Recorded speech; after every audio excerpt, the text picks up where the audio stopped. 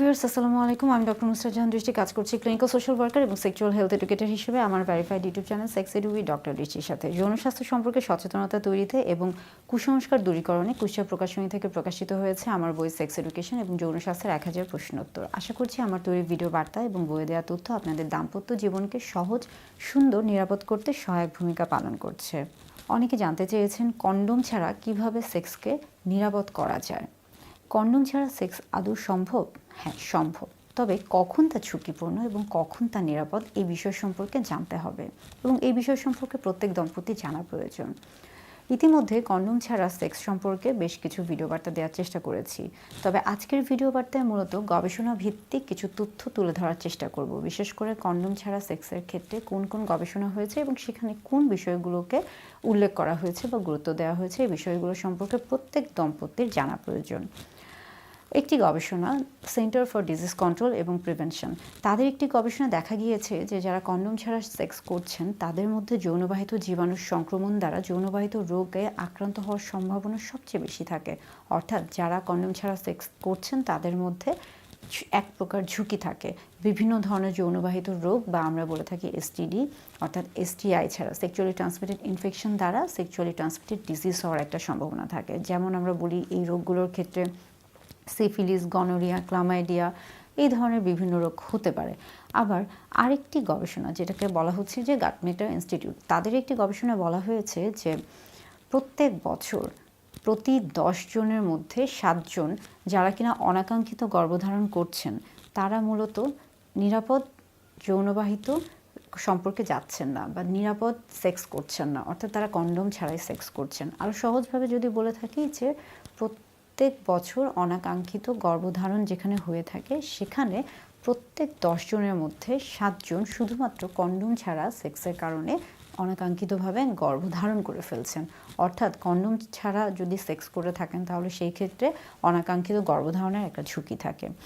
Centre for disease control and প্রিভেনশনের যে গবেষণা হয়েছিল সেখানে আরেকটি বিষয় গুরুত্বপূর্ণ ছিল এবং উল্লেখ ছিল এবং সেখানে বলা হয়েছিল প্রত্যেক বছর প্রায় 400 মিলিয়ন সেক্সুয়ালি ট্রান্সমিটেড ইনফেকশন বা সেক্সুয়ালি ট্রান্সমিটেড ডিজিজ নতুন করে দেখা দিচ্ছে বা কেস দেখা দিচ্ছে। অর্থাৎ যারা কন্ডোম ছাড়া সেক্স করছেন তাদের মধ্যে প্রত্যেক বছর 400 মিলিয়ন নতুন করে যৌনবাহিত রোগের আক্রান্ত হচ্ছেন। অর্থাৎ কন্ডোম ছাড়া সেক্স করলে তা কতটুকু ঝুঁকিপূর্ণ হতে পারে এটা বোঝা যাচ্ছে। আরেকটি গবেষণা আছে সেখানে বলা হয়েছে জার্নাল অফ সেক্স রিসার্চ, সেখানে বলা হয়েছে যে যারা কন্ডোম ছাড়া সেক্স করছেন হয়তোবা তারা আগে থেকে প্রস্তুত ছিলেন না, তো সেই ক্ষেত্রে পরবর্তীতে তাদের মধ্যে বেশ কিছু মানসিক চাপ দেখা যায় এবং পরবর্তীতে তারা দেখা যায় যে একটা হীনমন্যতায় ভুগেন এবং অনেক বেশি হয়তোবা লজ্জা বা ভয় বা একটা দ্বিধাদ্বন্দ্বে থাকেন। অর্থাৎ তাদের মধ্যে একটা স্ট্রেস তৈরি হয়ে থাকে, একটা হতাশা তৈরি হয়ে থাকে। অর্থাৎ আপনি যখন সহবাসে যাচ্ছেন তখন অবশ্যই আপনাকে একটা পরিকল্পনা করে যাওয়া উচিত যে আপনি গর্ভধারণ করতে চাচ্ছেন কিনা বা আপনার যে সঙ্গী আছে তিনি আপনার জন্য নিরাপদ কিনা। তা না হলে পরবর্তীতে কিন্তু আপনি বিভিন্ন ধরনের মানসিক চাপের মধ্যে পড়তে পারেন।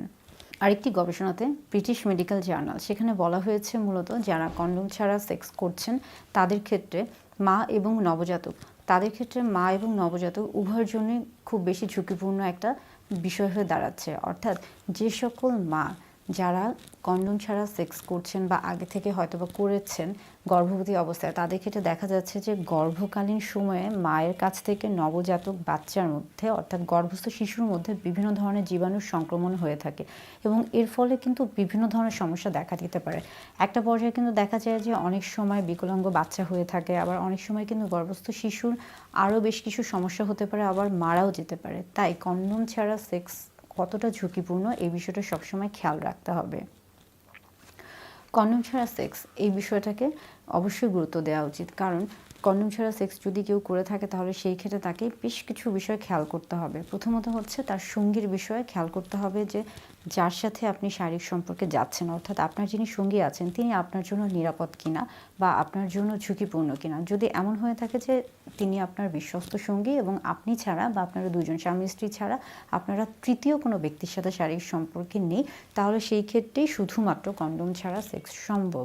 এছাড়া যদি কখনো স্বামী বা স্ত্রী ছাড়া অন্য কারোর সাথে শারীরিক সম্পর্কে কেউ যেয়ে থাকে তাহলে সেই ক্ষেত্রে কিন্তু অবশ্যই, বিশেষ করে অনেক সময় আমরা বলে থাকি যে আসলে দাম্পত্য জীবনেও সহবাসের পূর্বে কিছু টেস্ট বা শারীরিক রক্ত পরীক্ষা করা উচিত, তাহলে জানা যায় যে একজন মানুষের শরীরে যৌনবাহিত রোগের জীবাণু আছে কিনা। কারণ তা না হলে কন্ডোম ছাড়া যখন তিনি সহবাসে যাবেন তখন একজন ভালো মানুষের শরীর থেকে, অর্থাৎ সুস্থ মানুষের শরীরের ভিতরে অসুস্থ মানুষের শরীরের যে জীবাণুটা রয়েছিল যৌনবাহিত রোগে, সেটা কিন্তু চলে আসে, অর্থাৎ ট্রান্সমিশন হয়ে যায়, অর্থাৎ এক জায়গা থেকে আরেক জায়গায় জীবাণুর সংক্রমণ ছড়িয়ে পড়ে। এই জন্য বলা হয়ে থাকে যে সম্পর্ক বা সহবাসের আগে, শারীরিক সম্পর্ক বা সহবাসের আগে অবশ্যই কিছু পরীক্ষা করা উচিত, শারীরিক পরীক্ষা করা উচিত, যাতে বোঝা যায় যে দুইজনই তারা শারীরিকভাবে সুস্থ এবং তাদের মধ্যে কোনো যৌনবাহিত রোগের জীবাণু নেই।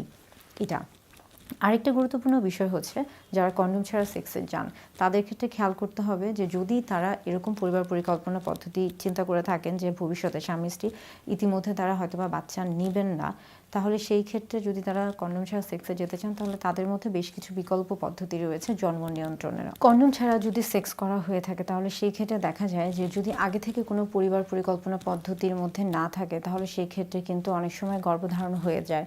তো সেই ক্ষেত্রে অবশ্যই খেয়াল করতে হবে যে আপনি আসলে গর্ভধারণ করতে চাচ্ছেন কিনা, মানসিকভাবে প্রস্তুত কিনা, শারীরিকভাবে প্রস্তুত কিনা। যদি আপনি আসলে বাচ্চা গ্রহণ করতে চান তাহলে সেই ক্ষেত্রে স্বামী স্ত্রী উভয় কন্ডোম ছাড়া সেক্স করতে পারেন। কিন্তু যদি মনে হয় যে না, ইতিমধ্যে বা খুব শীঘ্রই আপনারা আপাতত সন্তান গ্রহণ করতে চাচ্ছেন না, তাহলে সেই ক্ষেত্রে যদি কন্ডোম ছাড়া সেক্সে যেতে চান তাহলে সেই ক্ষেত্রে আপনাদেরকে বাকি যে অন্যান্য যে জন্ম নিয়ন্ত্রণের যে পদ্ধতিগুলো রয়েছে সেগুলো ব্যবহার করতে হবে। যেমন ধরুন যে জন্ম নিয়ন্ত্রণের বেশ কিছু পদ্ধতি রয়েছে।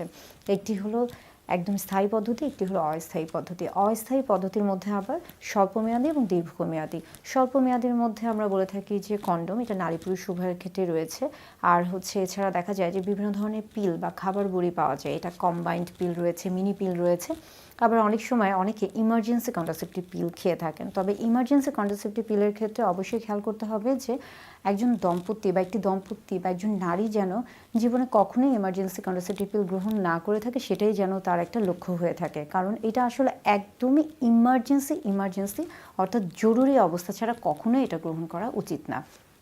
এছাড়াও দেখা যাচ্ছে যে দীর্ঘমেয়াদী অস্থায়ী পদ্ধতির মধ্যে বেশ কিছু পদ্ধতি রয়েছে, যেমন ধরুন কপারটি, আইওডি, ইমপ্ল্যান্ট।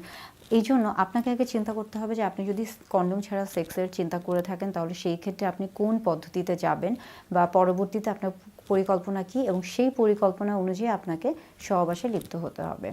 আরেকটা গুরুত্বপূর্ণ বিষয় হচ্ছে যে সহবাসের আগে বা কন্ডোম ছাড়া সেক্সের আগে এই বিষয়গুলো অবশ্যই খেয়াল করতে হবে। তাহলে এখন জানতে হবে যে যদি কন্ডোম ছাড়া আসলে সেক্স করে থাকেন তাহলে সেই ক্ষেত্রে ঝুঁকি কী কী থাকতে পারে। সেই ক্ষেত্রে দুটো ঝুঁকি রয়েছে, একটি হলো অনাকাঙ্ক্ষিত গর্ভধারণ হতে পারে এবং আরেকটি হলো যৌনবাহিত রোগের জীবাণু দ্বারা সংক্রমণ হতে পারে এবং যৌনবাহিত রোগে আপনিও আক্রান্ত হতে পারেন। এবং এই দুটো বিষয় খেয়াল করে বা এই দুটো বিষয় মাথায় রেখে আপনাকে চিন্তা করতে হবে যে আপনি কিভাবে আপনার দাম্পত্য জীবনটাকে অতিবাহিত করতে চাচ্ছেন। সেই ক্ষেত্রে অবশ্যই নিজেকে সচেতন হতে হবে, অর্থাৎ স্বামী স্ত্রী উভয়কে সচেতন হতে হবে। অবশ্যই চেষ্টা করতে হবে স্বামী স্ত্রীর মাঝে যেন বিশ্বস্ততা থাকে, একজন আরেকজন অর্থাৎ দুজনের মধ্যে যেন সম্পর্ক নিবিড় হয় এবং নিজেদের স্বাস্থ্য সম্পর্কে দুজনেই যেন সচেতন থাকেন, দুজনের মধ্যে যেন জীবাণুর কোনো সংক্রমণ না থাকে। সেই ক্ষেত্রে একটা নির্দিষ্ট সময় পর পর আপনারা শারীরিক পরীক্ষা করতে পারেন এবং পাশাপাশি পরিবার পরিকল্পনা যে পদ্ধতিগুলো আছে সেগুলো আপনারা নিজেদের মধ্যে আলোচনা করে তৈরি করতে পারেন বা যে কোনো একটা পদ্ধতি অবলম্বন করতে পারেন। তবে একটা বিষয় জানা প্রয়োজন যে বা মাথায় রাখা উচিত, অনেকে মনে করে থাকেন যে যদি কন্ডোম সহ সেক্স করে থাকেন তাহলে সেই ক্ষেত্রে হয়তো বা তিনি পরিতৃপ্তি বেশি পাবেন। এটা ভুল ধারণা। নারী পুরুষ উভয়ের ক্ষেত্রে কন্ডোম বাজারে পাওয়া যায় এবং পুরুষদের ক্ষেত্রে কন্ডোম খুবই পরিচিত এবং এটা খুবই সহজলভ্য। স্ত্রীদের ক্ষেত্রে কন্ডোম সহজে পাওয়া যায় না এবং এটা হয়তো বা পুরুষদের ক্ষেত্রে কিছুটা এটা ব্যয়বহুল হয়ে থাকে। তবে স্বামী স্ত্রী উভয়ে কন্ডোম ব্যবহার করতে পারেন এবং কন্ডোম ব্যবহার করলে অস্বস্তি অনেকের থাকে যে অনেক সময় যোনিপথ কিছুটা শুষ্ক থাকে বা লুব্রিকেশন ঠিক মতো হয় না। তাদের ক্ষেত্রে যদি এই কন্ডোমগুলো ব্যবহার করা হয়ে থাকে তাহলে কিন্তু তাদের যে যৌন তৃপ্তি এটা কিন্তু অনেকটা ভালো হয়, উন্নত হয়। অর্থাৎ কন্ডোম নিয়েও যে একটা ভ্রান্ত ধারণা রয়েছে যে কন্ডোম ব্যবহার করলে হয়তো বা যৌন তৃপ্তি সর্বোচ্চ হবে না, এটাও ভুল ধারণা। বরং কন্ডোম ব্যবহার করলে একটা পিচ্ছিল পদার্থ বা পিচ্ছিল একটা ভাব তৈরি হয়ে থাকে এবং যার কারণে কিন্তু যৌন আনন্দ বৃদ্ধি পায়। এবং যেহেতু তখন আপনি নিশ্চিন্ত থাকেন যে গর্ভধারণের সম্ভাবনা নেই, সেই ক্ষেত্রে আপনি কিন্তু খুব সহজেই সর্বোচ্চ সময় বা সর্বোচ্চ যৌন তৃপ্তি পেতে পারেন। অর্থাৎ ওই সময়ে সর্বোচ্চ যৌন তৃপ্তি খুব সহজেই লাভ করা সম্ভব হয়ে থাকে। তবে কারো যদি কোনো নির্দিষ্ট কন্ডোমের নির্দিষ্ট কোনো উপাদানে অ্যালার্জি থেকে থাকে, তাহলে সেই বিষয়টা আপনাদেরকে খেয়াল করতে হবে। সেই ক্ষেত্রে হয়তোবা ওই উপাদানটিকে বাদ দিয়ে বা ওই নির্দিষ্ট যে ব্র্যান্ড রয়েছে সেটাকে পরিবর্তন করতে হবে। অর্থাৎ কন্ডোম ছাড়া সেক্স ঝুঁকিপূর্ণ। তবে সেই ক্ষেত্রে যদি কন্ডোম ছাড়া সেক্সের পরিকল্পনা করে থাকেন, অর্থাৎ গর্ভধারণের যদি কোনো পরিকল্পনা থাকে, তাহলে সেই সঠিকভাবে সেটা পরিকল্পনা করা উচিত। এবং কন্ডোম ছাড়া সেক্সের আগে অবশ্যই যে ঝুঁকিগুলো রয়েছে বা কন্ডোম ছাড়া সেক্সের আগে যে বিষয়গুলো মেনে চলা উচিত, সেই প্রত্যেকটা বিষয়কে প্রত্যেক দম্পতির উচিত মেনে চলার। তাহলেই দাম্পত্য জীবন আনন্দদায়ক হবে, সুস্থ হবে, নিরাপদ হবে।